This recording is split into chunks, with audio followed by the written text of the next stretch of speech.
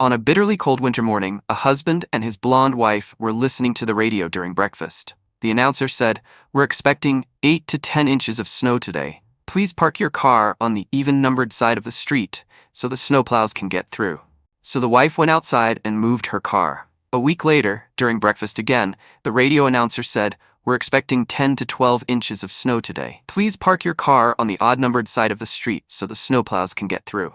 Once more, the wife went out and moved her car. The following week, as they ate breakfast, the announcer began, "We're expecting 12 to 14 inches of snow today. You must park." Suddenly, the power went out. The wife looked worried. "I don't know what to do. Which side of the street should I park on so the snowplows can get through?" With gentle patience in his voice, the husband said, "Why don't you just leave the car in the garage this time?" A blonde and a lawyer were seated next to each other on a flight from Los Angeles to New York. The lawyer asked if she'd like to play a fun game.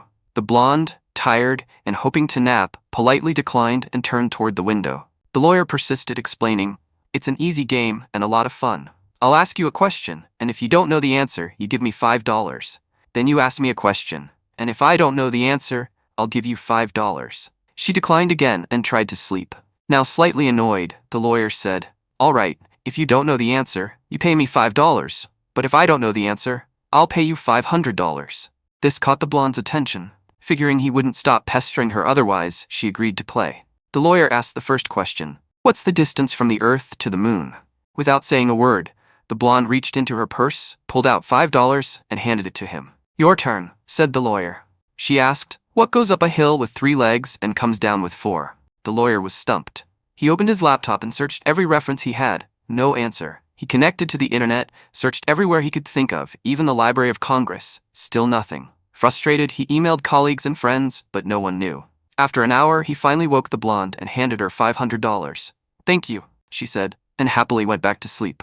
But the lawyer, irritated and curious, woke her again. "So," he demanded, "what is the answer?" Without a word, the blonde reached into her purse, handed him $5, and went right back to sleep. One day, an Amish family decided to visit a shopping mall for the very first time.